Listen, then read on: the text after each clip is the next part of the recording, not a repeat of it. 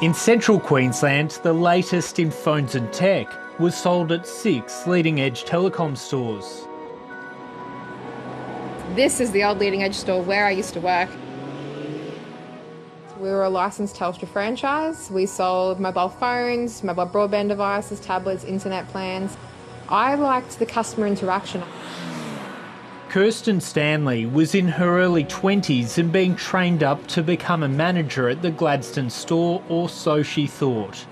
In 2015, just weeks after Christmas, Kirsten and dozens of other staff lost their jobs, many by text message. It's probably as stressful as you think it would be. It's the things that run through your mind. You question what had happened, if you'd done something wrong, and then the next thought is, what am I going to do for job, for income? This is the real crime.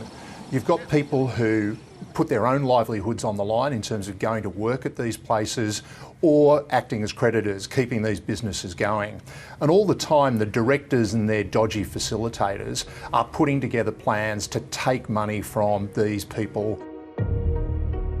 What staff like Kirsten didn't know was the shutdown was the result of months of secret planning by Richard Ludwig, who was the sole director of Capcoast Telecoms, which ran the 6 leading-edge telecom stores.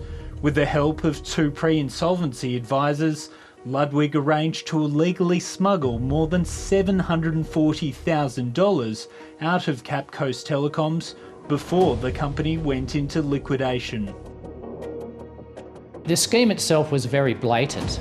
It involved the pre-insolvency advisors issuing fictitious invoices of hundreds of thousands of dollars just before the liquidation of the company. The monies were then paid to the pre-insolvency advisors' companies and then found their way out the back door for the benefit of the director. Richard Ludwig used some of that money to buy this prime waterfront property on the Gold Coast with an associate. For years, there's been warnings that Australia's laws make it far too easy for rogue advisors to help company directors strip out money and assets to avoid paying their debts. We've had concerns about a number of these very obvious practitioners of dodgy turnaround advice. It's been a long-standing issue and it continues to grow. 7:30 can reveal that about a week before the stores shut, a massive product order worth more than $2 million was placed with a supplier for the latest iPhone. Kirsten signed for the Gladstone deliveries. I'd never seen an order that big in the store before. The illegal plan was devised by pre-insolvency advisor Stephen O'Neill and his right-hand man John Narramore, who outlined the plan in an email. Fake invoices from companies they controlled would be sent to Capcoast to pay, then funneled back to Ludwig for a fee of $220,000. John Narramore bragged the 12-point plan offered massive savings, and Richard Ludwig responded enthusiastically.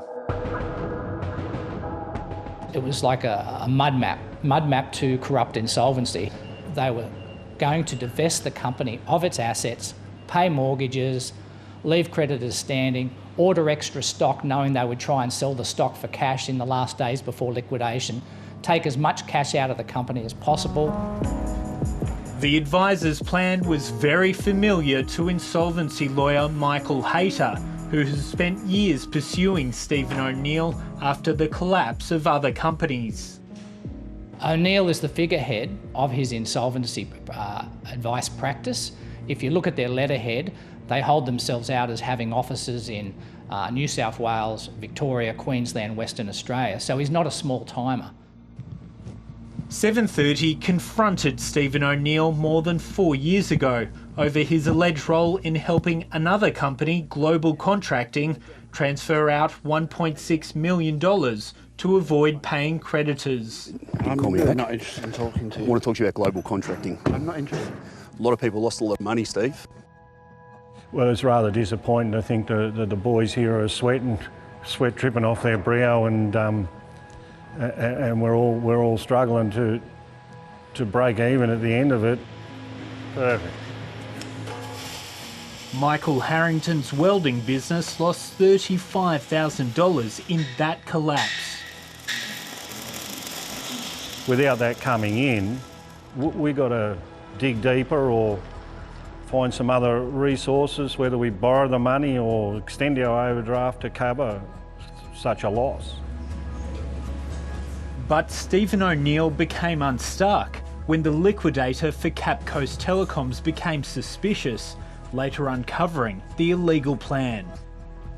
Unfortunately for them, they put the plan in writing. These emails, incredibly, became available to the liquidator through their investigations and became crucial. The corporate cop ASIC investigated before handing a brief of evidence to the Commonwealth DPP to prosecute. Richard Ludwig's in prison awaiting sentencing here next month in the Brisbane District Court. He's pleaded guilty to 11 charges, including dealing with the proceeds of crime and breaching his director's duties. Stephen O'Neill and John Narramore received prison sentences of 5 and 4.5 years. We want to see a lot more of these dodgy operators doing jail sentences like this and longer. Even though liquidators recovered some money from the collapse of Cap Coast, creditors have suffered almost $3 million in losses. That would have hurt a lot of people. You can't take people for a ride like that and not expect consequences.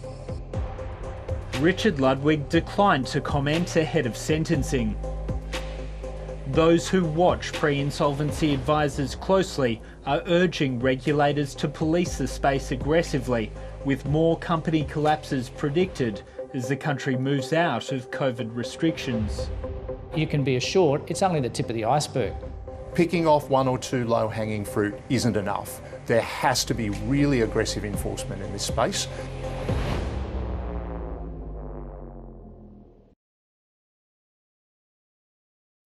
Hi, I'm Lee Sales. Thanks for watching this story. If you'd like to watch more of 730's stories, they are on the left of your screen. And tap on the button below to subscribe and get the latest from ABC News.